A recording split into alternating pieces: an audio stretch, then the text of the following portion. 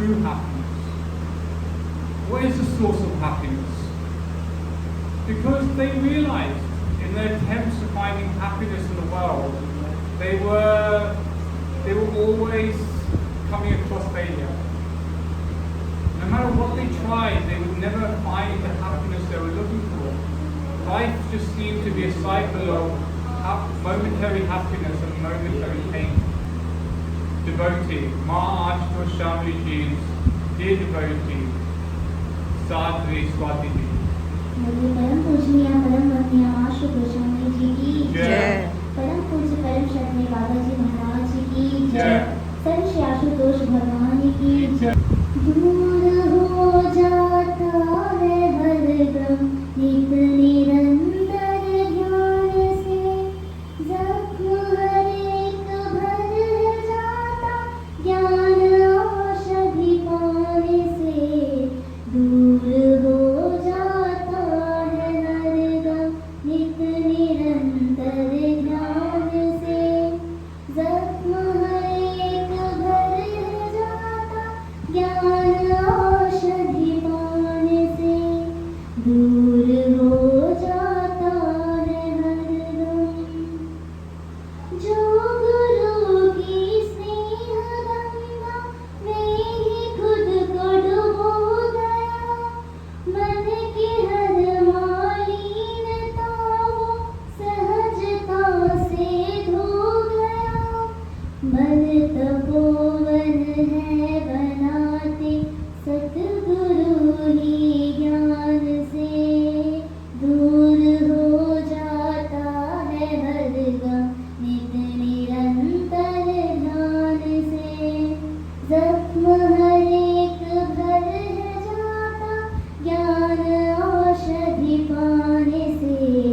दूर हो जाता है हरदम गुरु कृपा के में हर्ष दिन बरसते हर ओर है।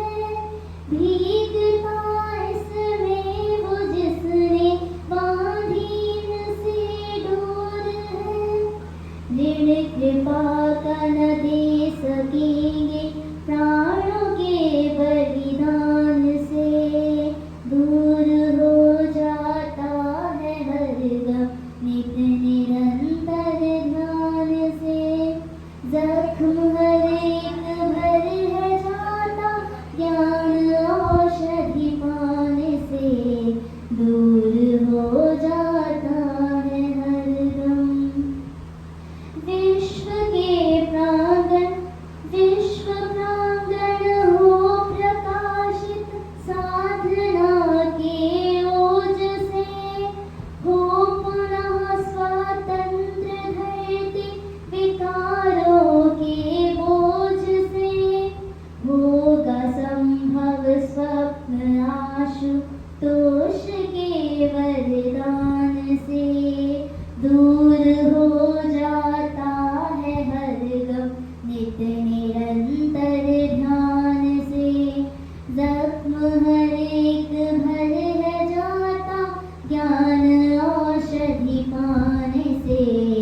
दूर हो जाता है हरदम नित निरंतर ध्यान से, जख्म हर एक भर है जाता ज्ञान औषधि पाने से। ज्ञान औषधि पाने से। बोले परम पूजनीय परम वंदनीय मां आशुतोषामणि जी की जय।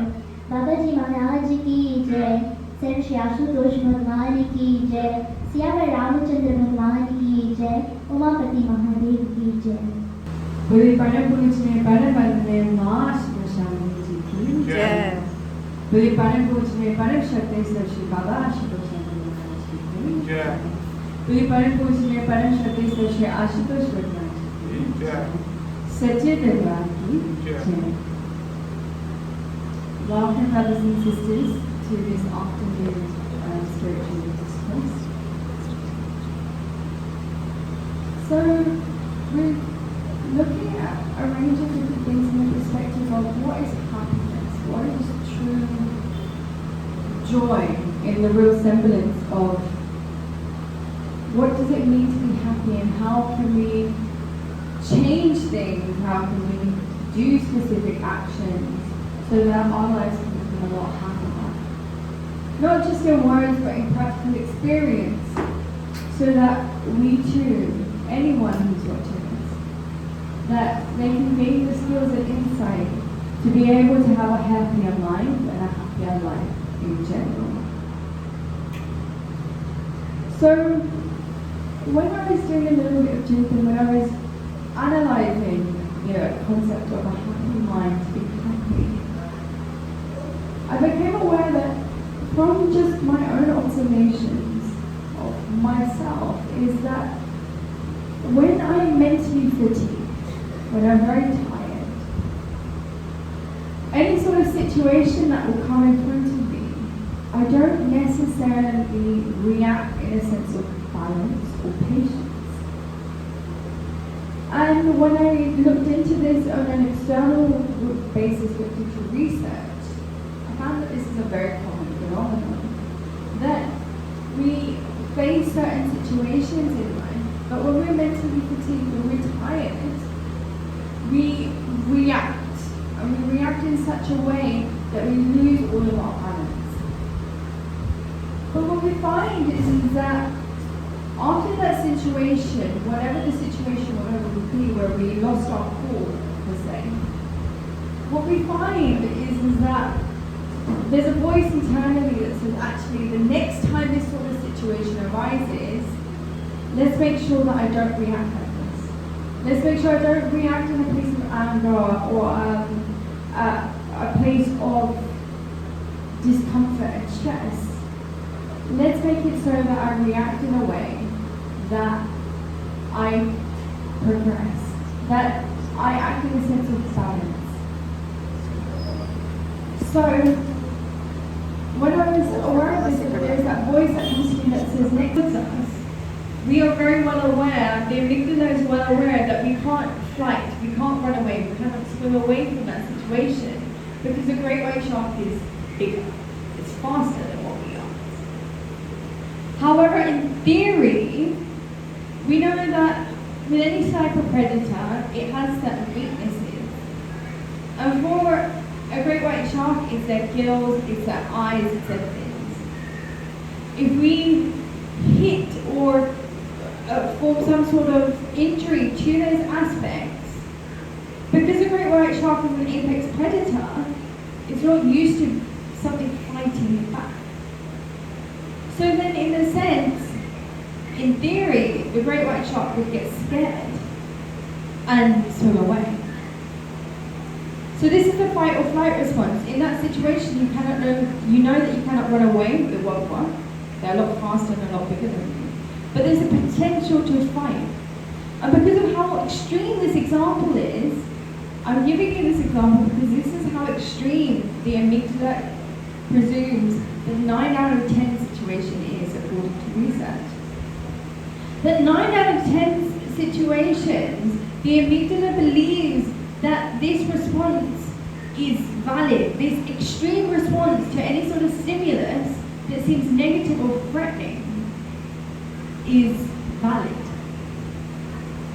So whether in life we have an argument with someone, or someone's being hostile or condescending, or whether we've had any setbacks within our lives, our amygdala acts in such an extreme way that we'll either fight the situation with hostility and anger, or we'll fight from it in the sense of we will say that, oh no, we're not interested in it anyway. Oh, we lost a job, but I didn't care about my job anyway.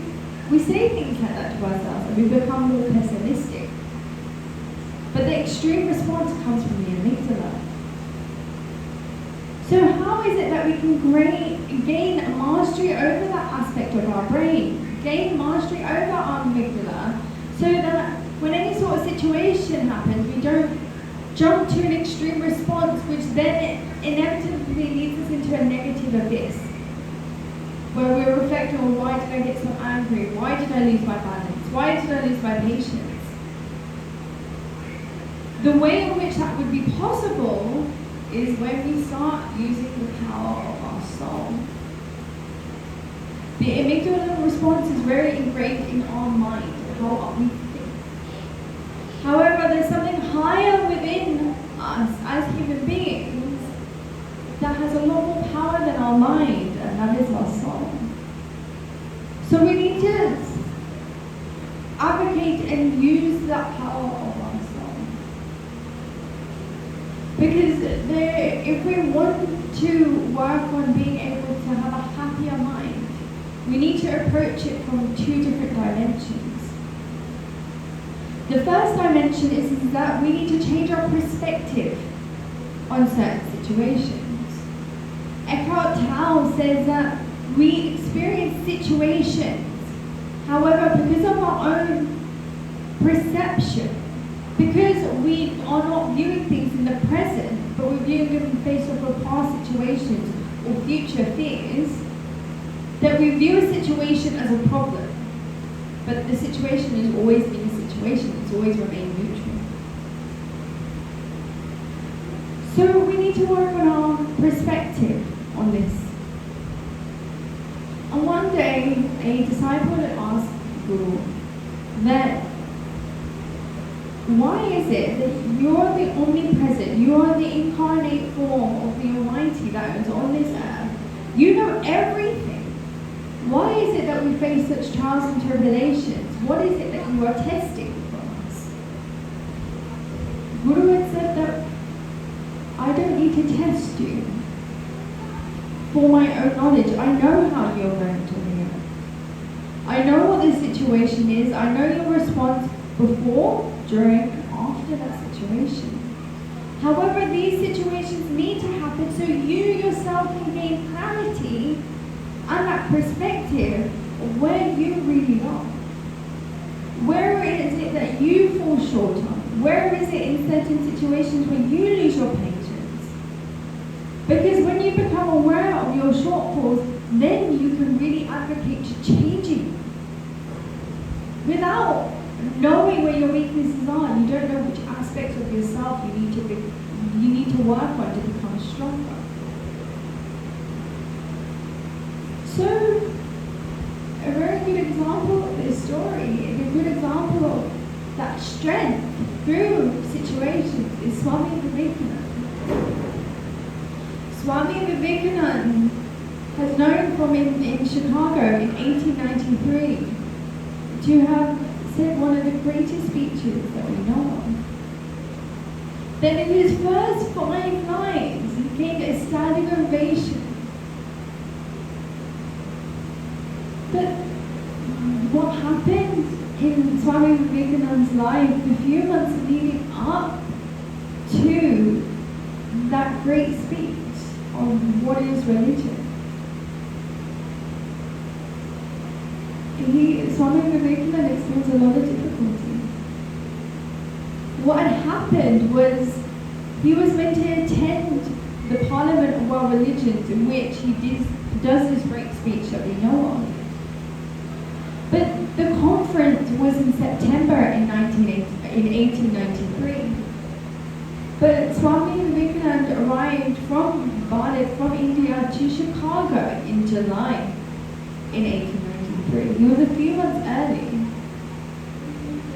And because he was a few months early, he didn't also have enough money to be able to stay within Chicago for that long. He also didn't have any networks, any friends where he'd be able to ask for guidance and advice, etc. And when Swami Vivekananda went to the offices of the Parliament of World Religions, they said, well, you're a few months early, but you also need some documentation to prove that you are who you say you are, which Swami Vivekananda didn't have. Swami Vivekananda, although he was incredibly patient, his patience was beginning to wane. Because he realized he didn't have enough money to stay for the few months that he was going to have to stay in Chicago until the conference. And that Swami Vivekananda also became really disheartened that he became persuaded to come so much earlier. That why didn't he first seek clarification on the exact date of the conference? And as his patience starts waning, Swami Vivekananda says that let's see how long my money lasts, let's see how long I can go for. After a few weeks, a majority of Swami Vivekananda money is gone. And because the money is gone, he's not sure what to do regarding accommodation, and he doesn't really know anyone in Chicago. What ends up happening is that he hears that it's a lot cheaper to live in Boston rather than in Chicago. So he gets a train to Boston. While on the train, he meets a woman called Miss Sandsburn. Miss Sandsburn starts speaking to Swami Vivekananda on this train, and she becomes so enthralled, so motivated, so captivated by Swami Vivekananda's words that she invites Swami Vivekananda to stay with her while he's in Boston. So while he was in Boston and while Swami Vivekananda was staying with Miss Sandsburn, her family and her friends would come, and they would come and visit quite often to speak to him, to learn his perspectives, etc. But they were very hostile to him because they didn't like that he was wearing these saffron robes that we know as butler. They were very hostile to him because of his accent, because he comes from Bali. Swami Vivekananda became even more disheartened because of the hostility that he was facing. But he didn't stop, he continued going. And he met quite a range of different people in Boston, but one of the people that he met was a professor at the University of Harvard, which is in Massachusetts in Boston. And the professor's name was J.H. White.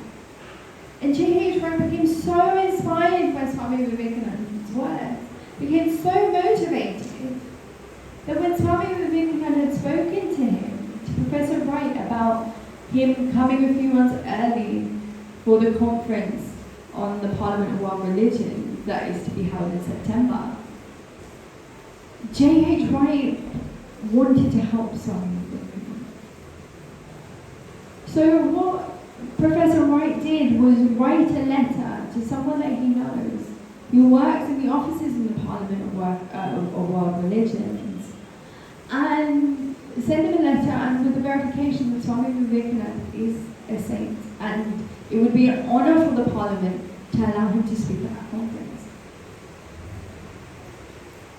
And he sent the letter to a friend of his called Dr. Barrow in the Parliament of World Religions in Chicago. What ended up happening was that Professor Wright also paid for Swami Vivekananda's tickets to return back to Chicago close to the time of the conference. When the time approached, when September approached, Swami Vivekananda was given the letter by J.H. White that he wrote to Dr. Barrow, which included the address of Dr. Barrow, so that when Swami Vivekananda arrived in Chicago, he could go straight to his accommodation. Swami Vivekananda reaches his train, he's on board, and he meets a businessman. And as Swami Vivekananda starts to speak to this businessman, the businessman is really passionate, is really encapsulated by what Swami Vivekananda is saying, by his words. And the businessman says that, I know Dr. Barrow, don't you worry, once we arrive at Chicago, I'll go with you to make sure you reach that address on time and safely. When the train arrived at Chicago, the businessman realized that he was running late to a meeting. He quickly got up and he went. He completely forgot about his conversation with Swami Vivekananda. Swami Vivekananda was looking within his luggage for that letter that Professor Wright had given him that included the address of Dr. Barrow. But to no avail, he couldn't find that letter. And then he was back to ground zero, trying to find a place to stay, as well as being able to try to find Dr. Barrow in the big city of Chicago. When Swami Vivekananda left the train, he went to houses door to door in the local area of the train station. But in the local area, area, majority of the population in that area were German, and they didn't speak English very clearly. So it became increasingly hard for Swami Vivekananda to try and gain help. Swami Vivekananda kept going door to door to door, to a point where he reached a nice area. And he kept knocking door to door, to see if anyone had a door to Barra, and if anyone knew of any accommodation where he could stay. And he also asked for food. So much so that it got to the evening, there was no place for Swami Vivekananda to stay, and he found a cardboard box that was filled with waste paper, and he slept in that. Swami Vivekananda the next day woke up incredibly hungry, tired, distressed that he's back in Chicago with nowhere to stay. And he continues knocking door to door. But although he's in a really high income area, nice area in Chicago at this point, everyone sees his bhagavad, sees his saffron rose, and rejects him. They do not offer him food, they do not offer him shelter, they do not offer him nothing. So much so that Swami Vivekananda eventually gives up. He sits at the corner of the street and he says to the Almighty that, let your will be done. I surrender everything to you. There's nothing that I can do that will be able to help me overcome this situation apart from praying to you, the Almighty. The thing is that when we need to sharpen any object, it needs to be rubbed against wheat stone. Wheat stone is irregular and rough. When an object is scraped against that wheat stone, then it becomes sharp. It's the very same thing with us as human beings. When we go through certain challenges, we go through certain situations, trials and tribulations, we become stronger. Our character becomes stronger.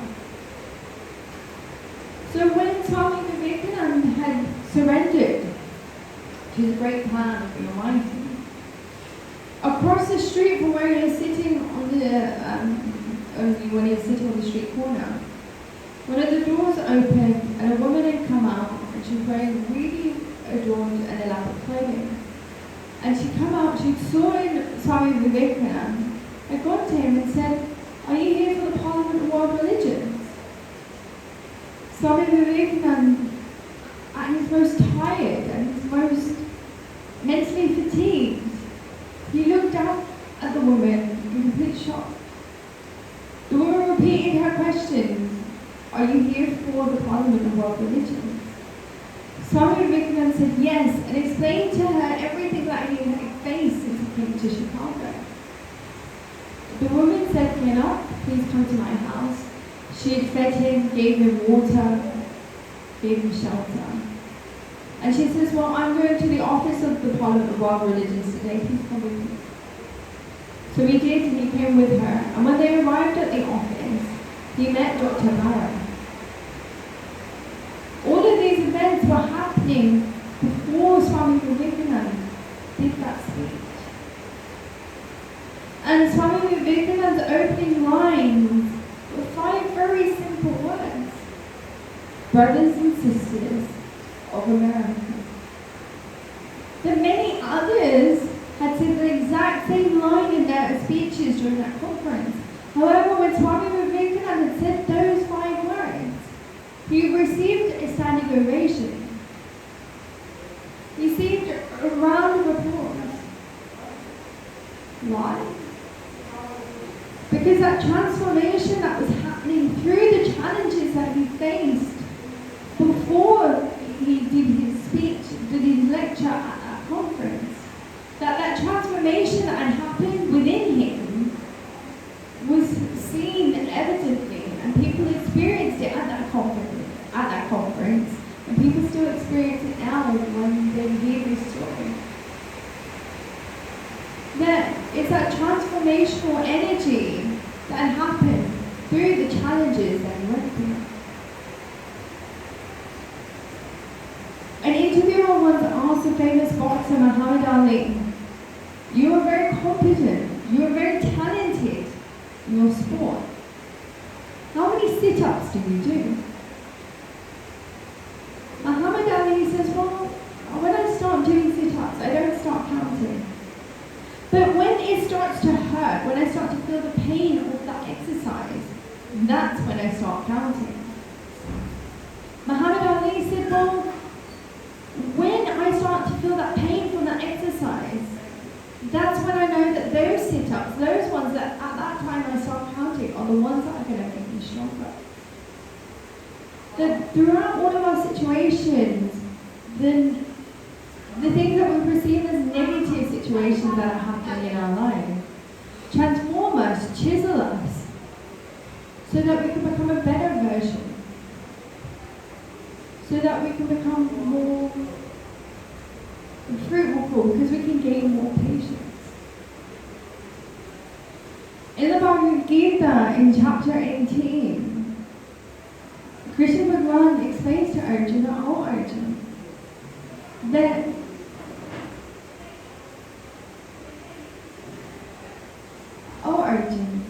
there's certain situations that you go through, that by meditating on this Brahmgyan, on divine knowledge, through that meditation, you can gain a semblance of patience.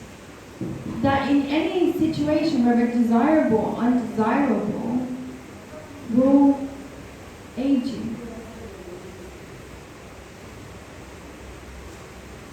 The thing is that, and Krishna Bhagavan explains that this patience is sattvic patience. Because Krishna Bhagavan explains that there's three aspects to our mind: tamas, rajas, sattvic.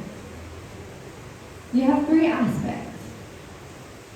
You have your tambic aspect of your brain, which is the lowest level, is your ignorance, is the things that blind you from being able to see the full picture of your reality. You have Rajvik, which is your desires, your passions, the things that you want. And you have Sattvic, which is the higher level, where you want peace and joy and patience. And Krishna Bhagavan explains that there is patience, Sattvic patience is a higher level. Because an example is that if there's a terrorist and he's waiting to adhere to his plans, he's being patient, but that's not Sattvic patience. That's Tamvic patience. That's the lowest level. That's the ignorance. That's the type of patience that causes us to do immoral things, destructive things, not to just ourselves, but to society as a whole. Then you have Rajvik patience, which is certain things that we do when we do certain behaviors and we're waiting for the reward of them, whether that's wealth, fame, etc. That's Rajvik patience. But Krishna Bhagavan explains that Sattvic patience, Sattvic principles are higher, are superior. And that can be obtained through the meditation of divine knowledge, of Brahman. So, to be able to increase that patience. So, as I said earlier on within this spiritual discourse, there's two dimensions that we need to work on. The first one was perspective. To view the perspective of challenging situations as an opportunity of development and change, so that we can become a better version of ourselves. But the second dimension is certain aspects that we need to put in. The work that we need to put in, the efforts that we need to put in to change our perspective, to change our minds to be a more happy mind. And one of the ways to do this is to outline certain characteristics that you would want within yourself. To make a list. Psychologists talk so much about the power of making a list, how making a list can be something that can motivate you. Because as soon as you start to accomplish things on that list, what ends up happening, you feel a sense of reward. You feel like a sense of an achievement that you've been able to do something. So from this, if you make a list of certain aspects of your character, certain aspects of your behavior that you want to change, then by making those points, by making those pointers, then you can start to work on those certain aspects. For instance, an example is when we start to learn to sing, we can't hit the high notes and the low notes on our first try. However, once we start to practice, once we start to work on the specific aspects of our tone, on our voice, on our projection, when we learn to sing, that we realize putting so much effort into learning to sing just causes us to have a sore throat. But we learn a middle ground, learn how to sing in a reasonable way, in the sense where we can progress. And in doing so, as you start to progress, as you continue to practice, then you realize that you eventually begin to hit the high notes and the low notes. And at that point, you start to have a breakthrough. Through these breakthroughs, you become even more motivated. But the key aspect of this is consistency. It becomes consistent. Consistency comes from the Latin word constite, in Latin. Con means together, sunster means stable and determination. So consistency is when we have to make subtle changes that are stable and determined. That through those subtle changes, through the transformation, then through that consistency we start to actually see the full changes within our character, within our abilities, etc. So the thing is that those are the two aspects that we can start to work on. But the thing is that we need guidance. What aspects of ourselves we need to work on? As Arjun had Krishna Bhagavan, we also need a perfect master. We also need a guru that will be able to show us what aspects of ourselves that need changing so we can develop to be the best version of ourselves possible. That perfect master that knows how to do that at this time is Her Holiness Master Shankaraji and His Holiness Baba Ashtosh Maharaj. That they awaken within you, as Krishna Bhagavan said, divine knowledge, Brahmya. And through awakening that divine knowledge within you, they make you realize who you truly are and how to become the best version of yourself possible. And then on this path, they teach you the true techniques of meditation, on how you can increase your sattvic aspects, your sattvic patience within yourself.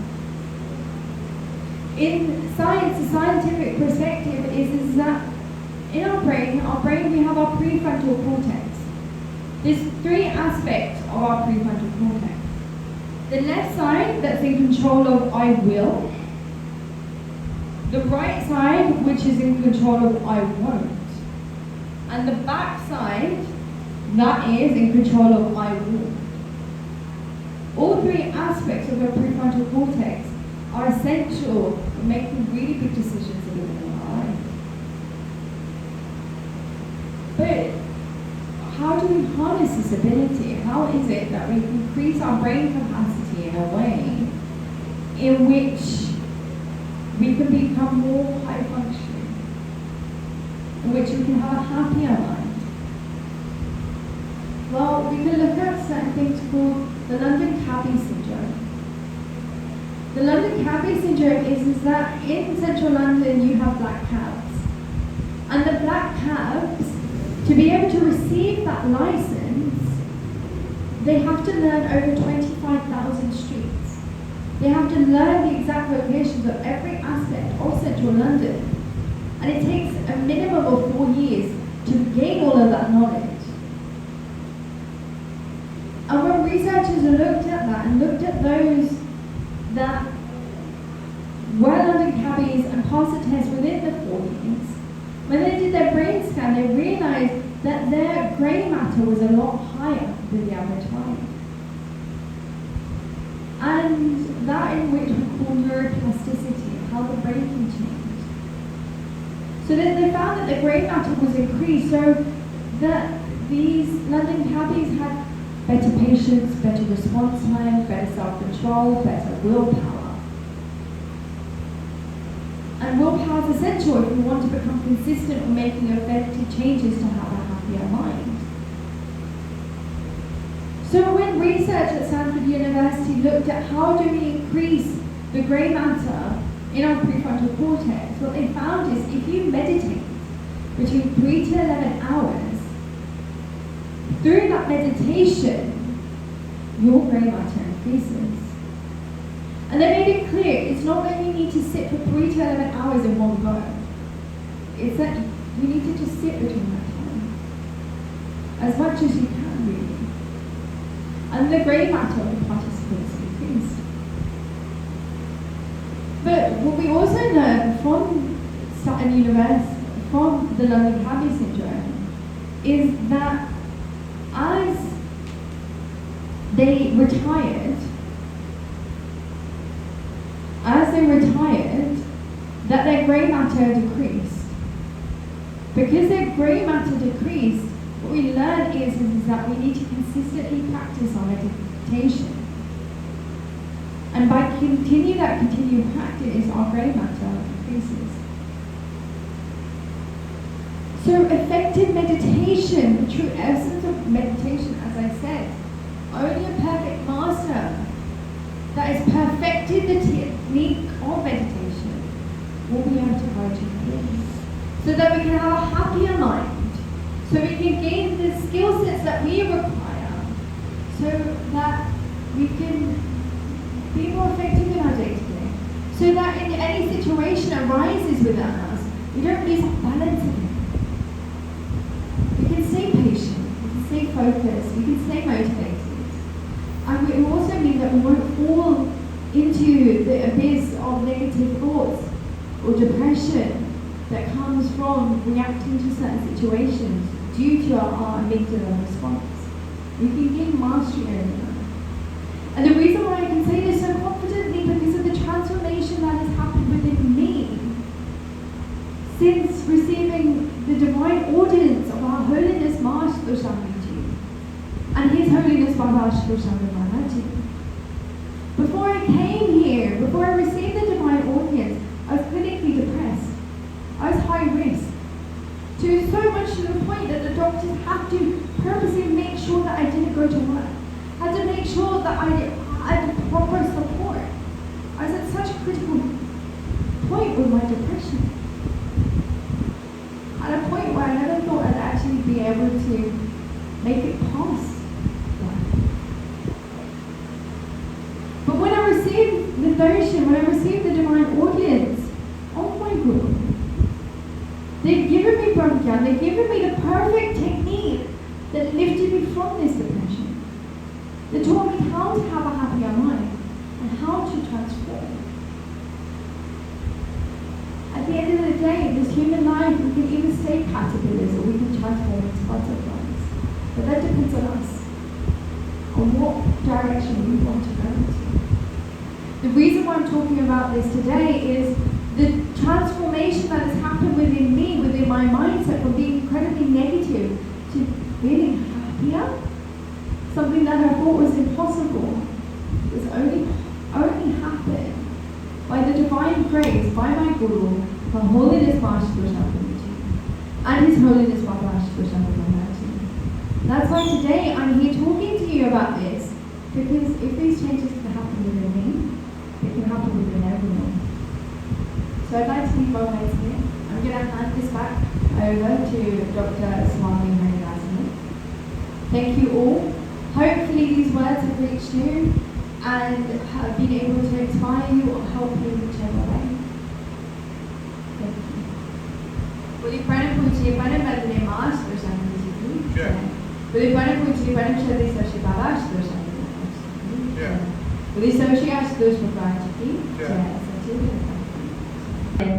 Sir Shri Ashutosh भगवान की जय, सच्चे दरबार की जय। My name is Sadhu Pragya Bharti and I am the disciple of my Guruma Param Pushya Paramandya Mahasuto Shambhiji. I'll start with a bhajan, and this bhajan has been written by Sir Shri Ashutosh Bharti. I would request all of you to please listen to this bhajan very carefully, because these are not just words. These are the words which is written by a perfect master, Sir Shri Ashutosh Bharti, and the reality and the current situation of the whole world has been explained in this bhajan, along with the importance of Brahma Gyan. That why is Brahma Gyan important? And a lot of things have been explained in this bhajan.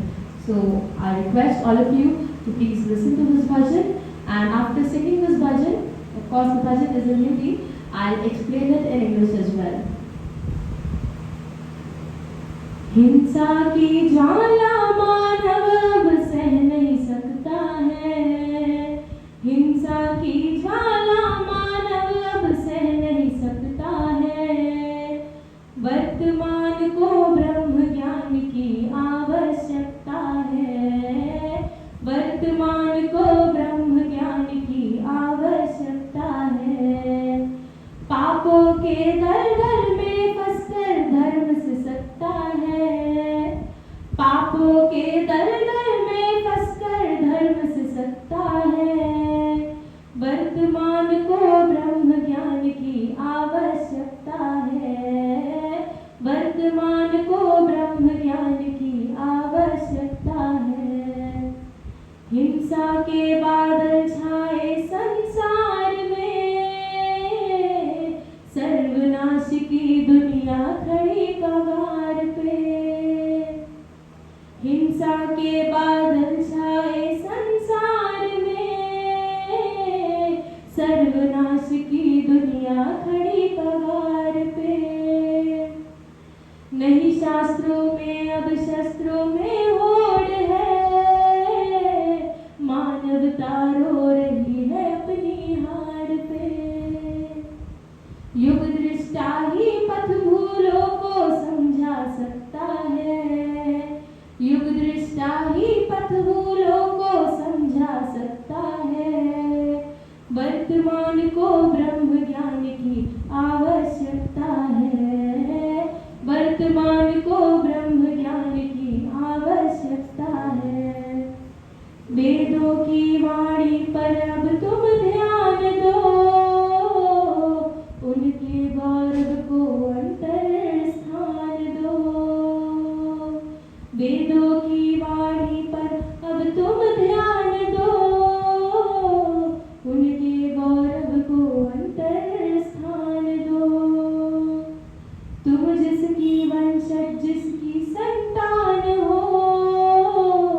होकर ध्रुव से पूरा सम्मान दो, मिलकर जीने में ही जीने की सार्थकता है, मिलकर जीने में ही जीने की सार्थकता है, वर्तमान को ब्रह्म ज्ञान की आवश्यकता है, वर्तमान को ब्रह्म ज्ञान की आवश्यकता है। हिंसा की ज्वाला मानव अब सह नहीं सकता है, हिंसा की ज्वाला मानव अब सह नहीं सकता है, वर्तमान को ब्रह्म ज्ञान की आवश्यकता है, वर्तमान को ब्रह्म ज्ञान की आवश्यकता है। This bhajan is explaining the current situation of the current timing, the present timing of the whole world. The line says, हिंसा की ज्वाला मानव अब सह नहीं सकता है. The human cannot bear the violence, the fire, the burning fire of violence anymore, because it has reached its highest peak. वर्तमान को ब्रह्म ज्ञान की आवश्यकता है. The situation is so pathetic right now that the solution to this problem is only and only Brahma Gyan. The present time's necessity is Brahma Gyan, and Brahma Gyan is the only solution for this situation. पापों के दलदल में फंसकर धर्म से सकता है, वर्तमान को ब्रह्म ज्ञान की आवश्यकता है. When religion gets deep and all the sins reach to their highest peak, the religion also starts getting to a lower point, and at that time there is the requirement of Brahma Gyan. Brahma Gyan is the necessity of the current time. हिंसा के बादल छाए संसार में, that it means that the clouds of violence have been spread all over the world. सर्वनाश की दुनिया खड़ी कगार पे. The whole world is heading towards the end. The whole world is heading towards complete destruction, demise. नहीं शास्त्रों में अब शस्त्रों में होड़ है. Nobody in the present time is moving forward towards our religious scriptures which are full of spirituality. Nobody is heading towards them. Everybody is heading towards violence, towards attacking each other, taking the help of weapons. But nobody is heading towards our beautiful religious scriptures which are the solution to all the problems of this world. मानवता रो रही है अपनी हार पे. Humanity is crying on its own loss, because the humanity itself is suffering and nobody is knowing the correct way. What is the actual way of freedom? How to get rid of all these problems? The humanity, all the humans are crying. युग दृष्टा ही पथ भूलों को समझा सकता है. The world visionary can only show the correct path in the current situation, and this time is very important. And in the current time, it's very important that a world visionary enters our lives and shows us the correct path. Then, वेदों की वाणी पर अब तुम ध्यान दो, which means that we all should pay attention and move forward towards our religious scriptures, our Vedas, our Shastras, which are the actual solution of all the problems. We all must move forward towards them. उनके गौरव को अंतर में स्थान दो, which means that our Vedas, Shastras, religious scriptures, we must give them that respect internally, because right now we have forgotten their real respect. What is their real importance? Now is the time to return and understand their respect, their religious essence, and this is the time that we should move forward towards our religious scriptures. तुम जिसकी वंशज, जिसकी संतान हो, होकर ध्रुव उसे पूरा सम्मान दो. Now is the time to pay your due respect to the one who is your Almighty. तुम जिसकी वंशज, जिसकी संतान हो, यानी कि it's not about talking about your mother and father. There it has been mentioned about our religious, our Almighty, our God, not about our worldly mother and father. Now it's the time to pay respect to our God, who is our mother, who is our father, who is our everything, who is our Guru, who is everything for us. It's the time to give that respect and return and move forward towards the Guru. मिलकर जीने में ही जीने की सार्थकता है, which means that if we all are living our lives, then the best life which we can live is when we all unite together. We unite and we move forward unitedly. Only then we can live the best life. वर्तमान को ब्रह्म ज्ञान की आवश्यकता है, again, which is focusing on the fact that the present time's necessity is Brahma Gyan, and Brahma Gyan is the only savior of humanity at the present time. So this is the bhajan by Sant Shri Ashutosh Maharaji. As we all know that Brahma Gyan is the only solution right now of whatever we all know the current situation of the world. Forget about the world, let's focus on ourselves. We all know that we are facing so many problems. whether they are physical, mental, or spiritual. But the solution to all of these problems is only and only Brahm Gyan. So I would like to end my words here. We have to listen to other people as well. So I would like to thank everybody for listening so patiently. Thank you so much. We'll meet again.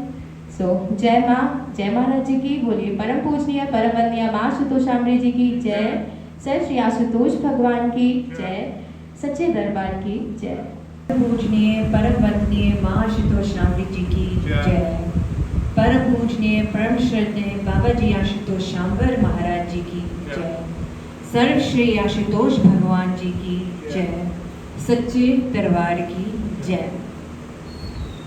First of all, I would like to render my highest respects and reverently bow down into the lotus feet of my Guru Ma, Ma Shitoshamri Ji, through whose grace the secrets of true peace, true happiness, and true joy have been revealed to me.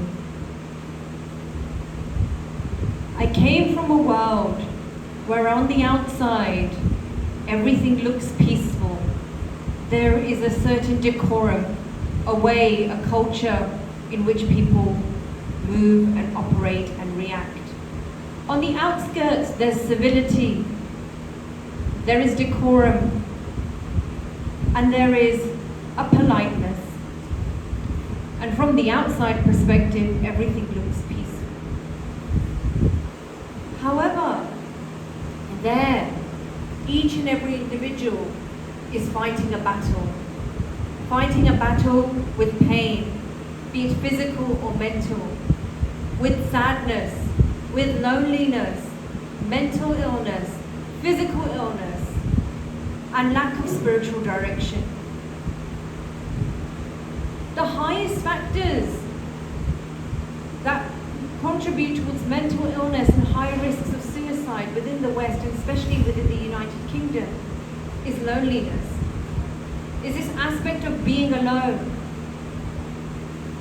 Not knowing how to find peace within the chaos that is our mind.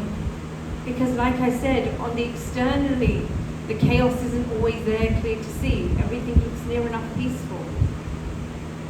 Whereas if we compare the external environment to the one here in Bharat, in India, outside there is endless chaos. Even now, there's our animals are running around, they're barking, they're playing, whatever it is. Kids are screaming, laughing, they're in their joy. There's people, there's vendors screaming out, shouting out to bring in customers. It's a whole cacophony of sound. However, here, whenever someone is a little sad or a little bit tired, I will find them asleep in the shade of a mango tree. Wherever I find people are lonely and lost, they sit within the commune of not just family, but strangers, and they are welcome as they are, as if they are God within their home. They are given that hospitality and that love. They are not questioned who they are. They are welcomed wholeheartedly. There is community, there is brotherhood, there is sisterhood. And this is that. And the reason why I'm speaking about this in terms of an external environment is this is what I experienced and thought was very strange. That where I'm living, where I've lived my whole life, the external environment is peace, internal is chaos. Here, external is chaos. Internal, there may be some chaoticness, but it's not of that level. Peace can be found because the old age, the origins of peace and how to live it is in our Veds, in our Shastras, through which they talk of a perfect master who comes into an individual's life and shows them this technique of how to get out of sadness, how to get out of the pain and the trials and tribulations of life, how to take on obstacles and turn their character into something of strength. And in order for us to move forward, because you've been hearing today throughout the discourses that Brahm Gyan, this divine knowledge, is the solution to all your problems. And the reason why is because it's practical.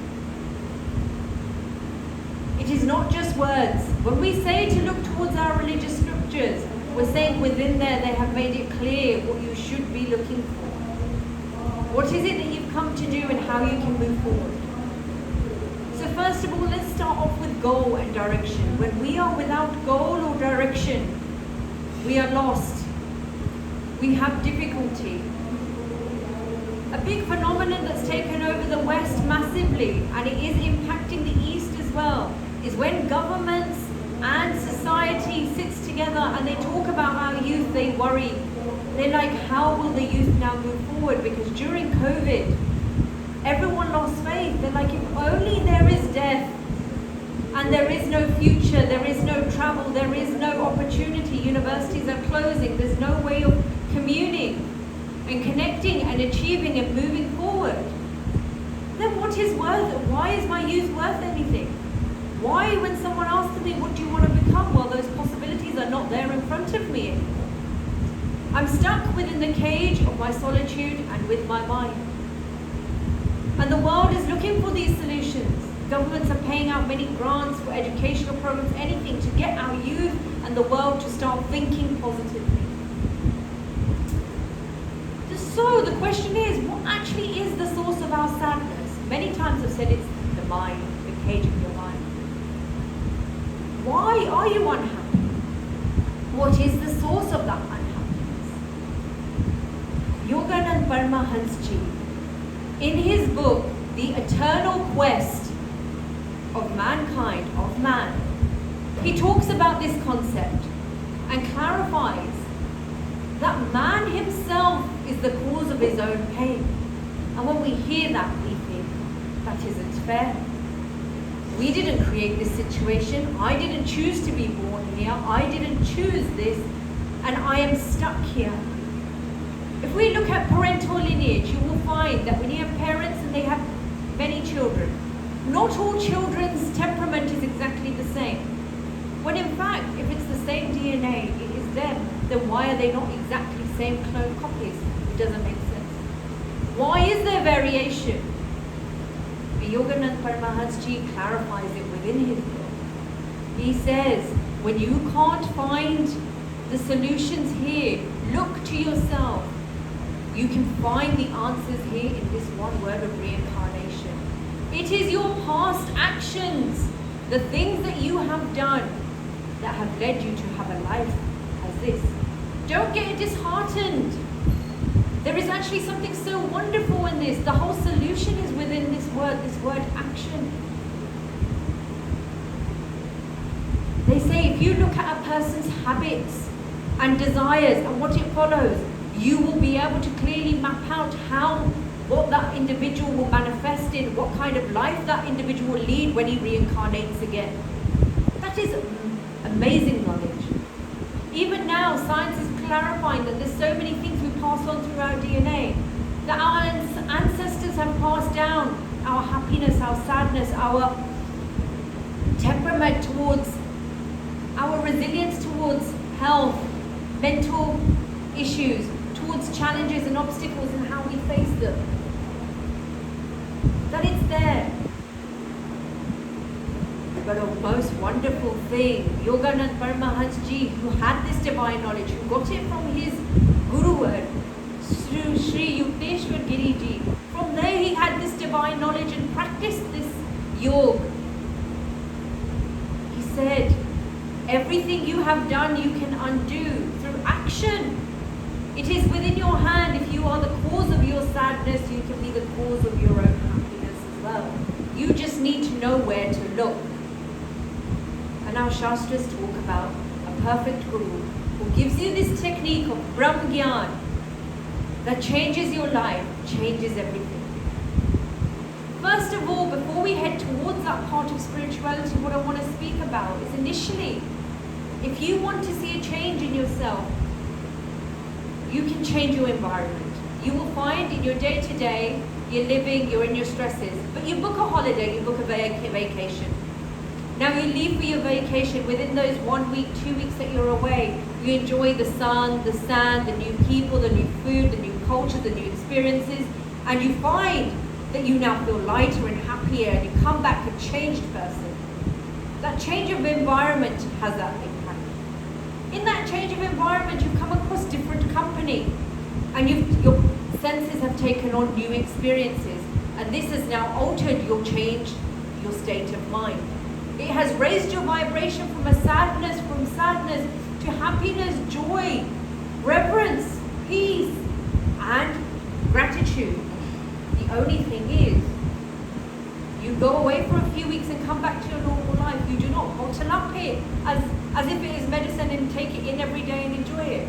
We say it many often.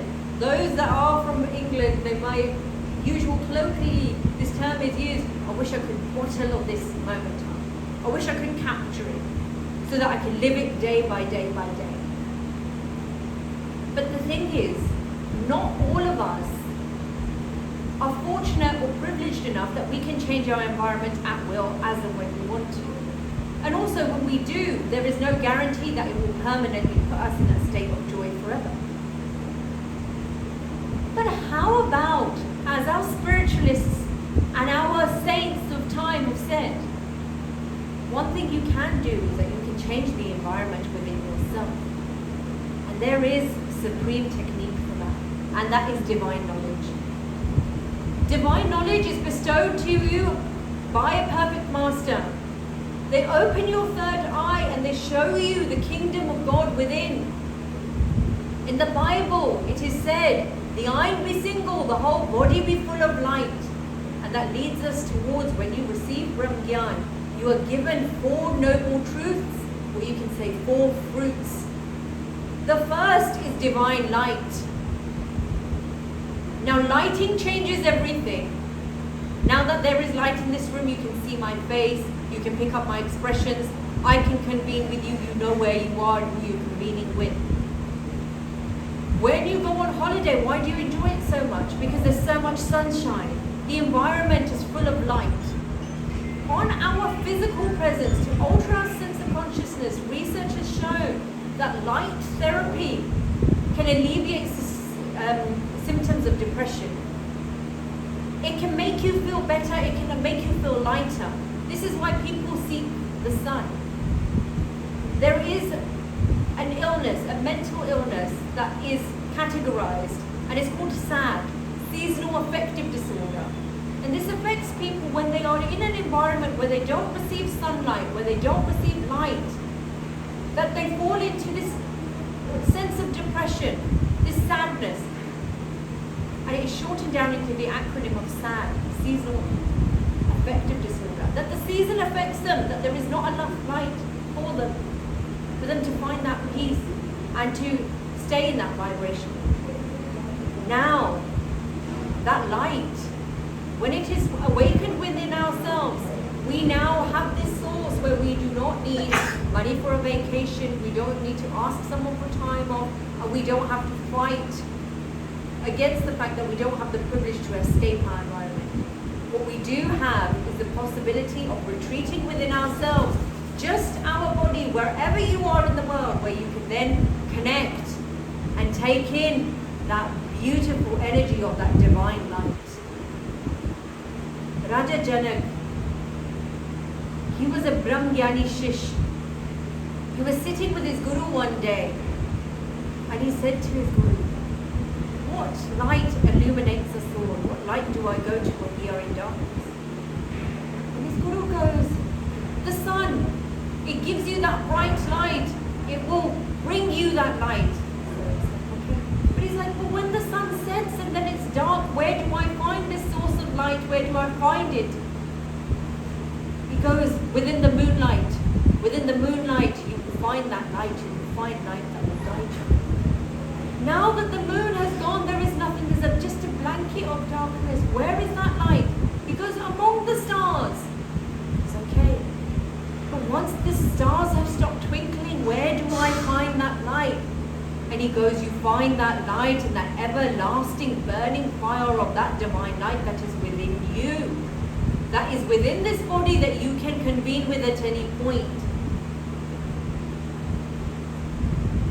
The wondrous thing about this story, what is Raja Janak is doing a wonderful thing by done us a huge service by asking this question of his Guru. And his Guru at that point, giving us that divine secret, has actually given us a key to joy and happiness, to that light. That the darkness that we live in is the darkness of pain, anger, envy, loss, grief. These are described as darkness because these cloud your vision, they cloud your perspective, and it hurts. You physically, viscerally feel it in your body and you hurt, and it's a very difficult thing to pass through and go through. What these Guru Dev at that point is exemplifying that light at any point can be found within you. When your perfect master gives you that gyan and shows you that light, you can convene with that light, you can dispel any darkness that is within you and alter your state of consciousness. You can now start moving towards joy and gratitude for wherever you are. Because those are the highest vibrationals. Highest vibrational emotion. What is emotion? It is energy emotion. Moving that energy that is negative to transforming it into something positive. Because the philosophy is, and it is a truth, that energy is not created or destroyed. It can only be transformed. So we can work with the negativity that we have here, the pain that we have here, be it our own cause or not, be it because of our environment or not, be it because of our past actions or not. We can take the action of seeking a perfect Guru who can show us that divine light, start seeking us, giving us that technique that can move us towards altering our sense of consciousness, altering us to a point where we live a life steady in joy and gratitude and in light. The second noble truth, the second fruit that we are given is Anhad Naam, that divine music. Now many of you will find whenever you are in a certain mood, you need motivation when you go out on a run or exercise, you will listen to high tempo music. When you want peace, you will listen to certain other music. You will have music that will bring you comfort. What it does is it drowns out the sounds of your mind and it brings you peace for a short while and it alters your state and brings you a little bit of joy. And that's what you see. But it is not possible for us to be connected to music 24/7 and not interact and have no other perceptions come into us that could alter our state. To find that steadiness. But that vidhi, that technique of the internal music, all you need is your body and to stop for a second and convene. And as you go in, and that sound therapy that's happening on you internally, and you start connecting with it, the wondrous thing happens is that you can connect with it at any moment. Then, moving, dancing, singing, wherever you are in your life, this wondrous aspect you can access at any point because it's within you. You have that access now because you have received that divine knowledge. It alters your state. It alters where you are and it higher your vibration. You will find many people listen to frequencies, the God frequency, the heart chakra frequency, and do meditations to it. And they find they go into a state where they feel peace. But the only thing is, they're not conscious of it. What Brahm Gyan does, divine knowledge does, is through this, it brings to your consciousness to the forefront what your sadness is, what the situation is, and how to navigate it, how to cut through that noise. The third fruit that you are given is of that holy name, that primordial name, that vibration that is within your breath. So if we want to find peace and we want to feel relaxed, modern psychology and neuropsychology has found evidence for this time and time again, that if you regulate your nervous system and your nervous system is regulated and is put in a steady state, then you feel relaxation, peace, and you can navigate things like anxiety and stress. To be able to hack your nervous system, Alan Watts talks about technique. And it's a breathing technique he talks about. Because the thing is, if you want to be able to control your emotions, to be able to control what you feel, to be able to control your reactions, you need control over your nervous system. In order to do that, you need to be able to have your heartbeat set at a steady pace.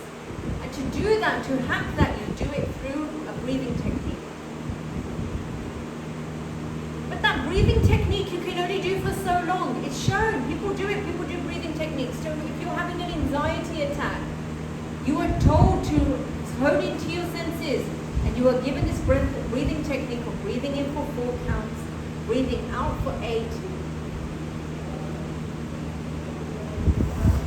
And what it does is over time it starts regulating your nervous system.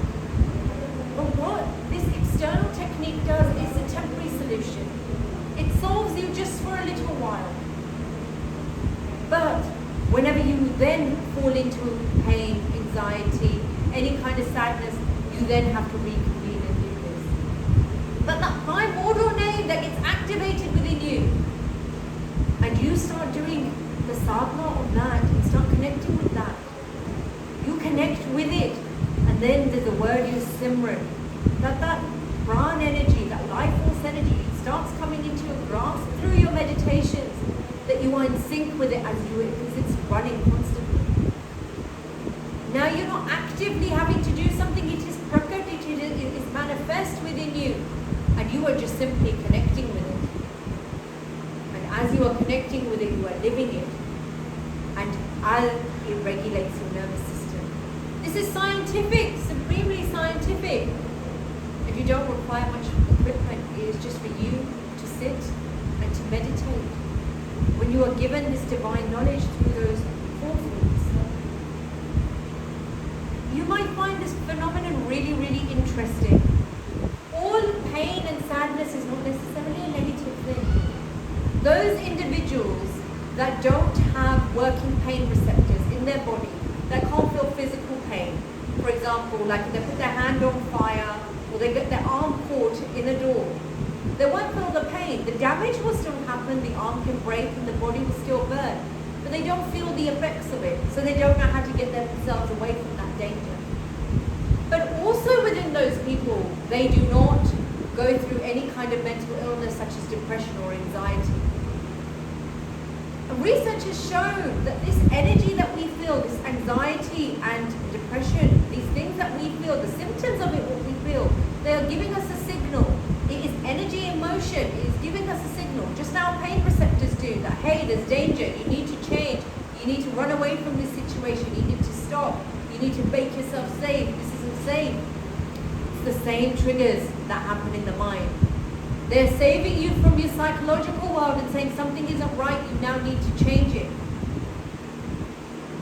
But the problem with it is they're stuck in our subconscious. They're not conscious to us why or how.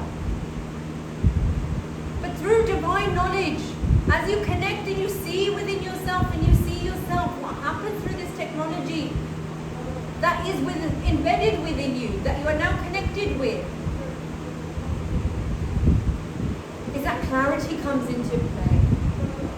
Your focus and intention becomes clear and it becomes into your awareness. Things that are hidden within your subconscious now start becoming out and you are consciously aware of them. Now when you are consciously aware of them and something is in your light of attention, in your light focus, then you can do something about it. Hence the word of action. You can then change. You can literally change your life. It is often said that your thoughts determine your words. Your words determine your action. Your action determines your habits. And your habits determine your character.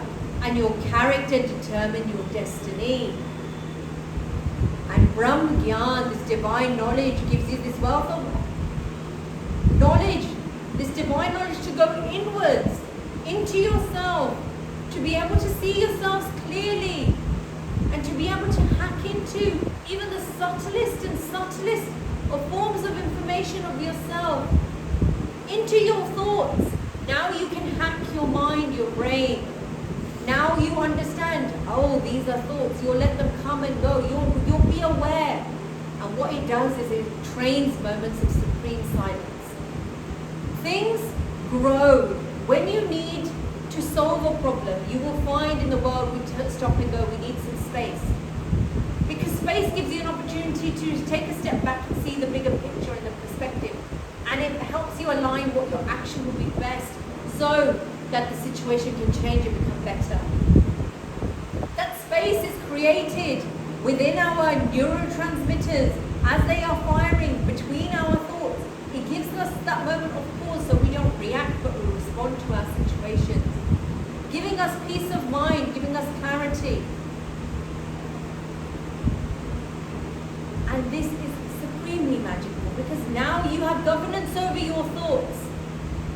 Through this divine knowledge, through the practice of it, through the abhyas of it, through the kripa, through the mercy and the grace of a guru that takes you through this and helps you find yourself. You know, guru is really important with this. Because what guru does is despite your limitations of your mind, because our minds are limited, darkness or any obstacles of our past actions, of our thoughts, Guru helps us navigate it and takes us towards victory. And we can understand this through an example, through a story. Once there was an individual, he really wanted to become a world championship in martial arts, in boxing. He wanted to win. He wanted this martial arts. He wanted to become a martial art world champion. And as he was becoming more and more successful throughout his training, he was almost there. Before he was just about to qualify, unfortunately, an accident occurs. He gets hit by a bus and his left arm has to be amputated. And what happens at that point is that he loses his heart for a while. Then after a time he goes, no, I had this goal, I had this direction. That I must achieve this. I will go out and do it. So he heads out on a search of a guru, of a master. He goes to many and they say, we cannot help you. When he goes to one individual, that individual turns around and says, yes, I can help you and I can take you to the end and make you this world champion. But you must do exactly as I say and follow it to the T. He says, I am more than willing, I will do this. The training commences. Now this martial artist, this disciple, he is being taught a certain move, a certain technique. And now he practices it. And he's practicing it and days go past. And he goes to his master, will you not show me anything else? You're just showing me this one move. And he's like, the rule is you must do as I say. Keep practicing it. And even when it's perfect, perfect it more. Keep going. Like this, weeks pass. He asks the same question. It's the same response. Months. And now a couple of years have passed. And he's been doing this. Doing this, he now qualifies for the World Championships. And now, before he goes into the championship, he goes, hey, master, you have only taught me this one technique, this one thing. How will I win? Is there something else that you need to show me? He's thinking maybe there's something more, that once I master this, then something else. He goes, no, this is what I've taught you, this is what you must do, and you do it to perfection. So he does his first round, and he beats his opponent. Next fight, he beats him. Now he's got to the final. His final fight is about to happen, and he asks his master one more time, is there another technique? Is there anything else I should know? You've only showed me this one move. He goes, no. What you have been taught, what you've been perfected, you do this exactly as I have shown you, and exactly as you have practiced. Now go and exercise it and do it. So he does. And now he becomes world champion. And he's got this success and he's achieved it. But now he's still slightly not as enthusiastic because he wants to know how did this happen? So now he goes to his master and he goes, thank you. You have helped me achieve this. My greatest joy, my greatest passion. What you said is 100% true and it happened. But how? I only knew one move. You only showed me one technique and that was it. master says, that one move that I taught you, in order to break it and in order for anyone to have a counter-attack and to be able to defeat you, they would need to have grabbed onto your left arm. He didn't have a left arm. So what the world perceived as his weakness and his challenge, his master showed him it was his biggest strength, because he followed the exact technique of his guru and the exact words and guidance of his guru. And this is what divine knowledge and the mercy of a guru does within our life. And that's what Maharshal Shamiji has done. And in the end, there's the fourth fruit, which they call holy nectar. You will find when you are near bodies of water in this physical world, you find peace. You go into the sea, you swim, they bring you peace and shanti and relaxation. Within yourself, there is a well of holy nectar that purifies your mind, that you access as you go into and practice a technique of Brahmgyan that a Puran Guru, a true master, has given you, and it alters your change of mind. And through this action of following the path of Brahmgyan and following and exercising his technique, you alter your state of consciousness from a sad, low vibrational area that you're living in. You change the environment within yourself, you change yourself, and then you find the world outside of you also changes. And this is the greatest miracle of Brahmgyan, and this is the greatest miracle that our Guru Ma has given to us disciples here. Disciples all around the world of Maharshal Shamiji can govern from that, for the change in the environment within ourselves that has led to us leading a life of happiness, joy and peace, to be able to tackle anything, any kind of sadness or obstacle that comes our way, to give us strength of character to be able to move forward. Our Ma Guru Shamiji, that Shakti is. And that is the solution.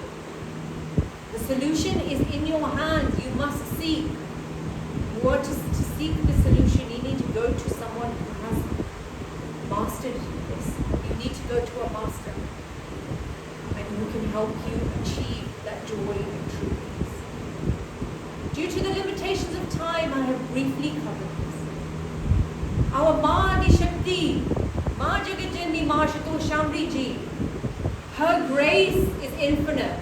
And when we reconvene again, within 7 days, when we come again, live here from Lucknow to you in the United Kingdom and world over, we will be sharing with you the divinity of our Maharshal Shamiji. So with these words, I would like to thank you. So बोलिए परम पूजनीय परम वंदनीय महाशितो शामली जी की जय, परम पूजनीय परम श्रद्धेय बाबा जी महाराज जी की जय, सर्व श्री आशुतोष महाराज जी की जय, जय श्री राम, जय श्री, जय श्री राम, जय Shri, Sachi Javad ki jai. My brothers and sisters, I thank you for the time that you've given to listen to the spiritual discourse, where we've discussed what happiness is, what real happiness is, and how we in our lives can find that true happiness through the grace of a perfect master, of a guru, and through the technique of Brahmgyan, of divine knowledge. And to explain this a little bit further, I'll do this through just a small story. That once there was a man who had an eye impediment. This man was quite rich, quite wealthy, but his eye impediment meant that he had to go to doctors to try and find a solution. He went to various doctors in hope of finding such a solution. But as he went to all of these doctors, nobody could give him any cure. Eventually he thinks to himself, maybe I should go to a saint, a sadhu, a spiritual master. He goes to a spiritual master and he asks, he says, can I know this divine technique? Can I know that divine solution by which I can fix these eyes, where I can fix this disorder I have? The sadhu, the saint says that the solution is very simple. Just look at green things, hurry things, green. And if you see green things, that will fix your eye impediment. So the man goes home. And he tells his servant, paint the whole house green. The walls, the ceilings, curtains, the carpet, everything should be green. He gets to his car, it's painted green, and the interior is made all green. He makes sure his office is all green. And then a few months pass, and the saint, the sadhu that he went to, goes to the house of this man. And first the servants open the door, he asks the servants to call him.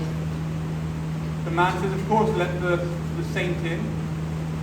And the servants, before letting him in, tell the saint, the sadhu, that first we have to paint you green. We have to paint you green before we can let you in. And the man was shocked. He says, how foolish. What I was trying to explain to them was that what you needed to first do, you need to get glasses, lenses that were green tinted, and then everything would be green. But what did you do? You try to change the world outside to be green, where rather than changing your own perspective, your own lens, we have to change our perspective of where true happiness, true peace comes from. I hope that these words have inspired you to search for that happiness, not in the world, but through the secret, the divine science of spirituality and Dhyan. Here, finish the satsang by a bhajan from Swati. And then after this bhajan, I would ask of those who have got this Brahm Dhyan, because in the UK it should be turning 4 o'clock, to take this hour from 4 to 5 to sit on sadhana and to deep meditation and reflect on the words that we shared with you today. So to finish this satsang, I will pass the mic to my dear Guru, Master Shambhi's dear disciple, Sadhvi Swati. परम वंदनीय माशुतो शामली जी की जय। परम पूज्य परम क्षत्रिय बाबा जी महाराज जी की जय। सच श्री आशुतोष भगवान की जय। सच्चे दरबार की जय। मिले हुआ हमको बड़े नसीबों से, चुराया है तुमको किस्मत की लकीरों से। मिली हुआ हमको बड़े नसीबों से, चुराया है तुमको किस्मत की लकीरों से। तेरी कृपा से सांसें मिली है, सदा रहना दिल के करीब होके। मिली हुआ हमको बड़े नसीबों से, चुराया है तुमको किस्मत की लकीरों से। मेरी चाहतों का मुझको शिला मिल गया, मेरी चाहतों का मुझको शिला मिल गया। मेरी आरज़ू का गुलशन भी खिल गया। जिंदगी में मेरी माँ जो कुछ कमी थी, तेरे आ जाने से अब वो नहीं रही। सजाया ये जीवन तेरे ही रंगों से,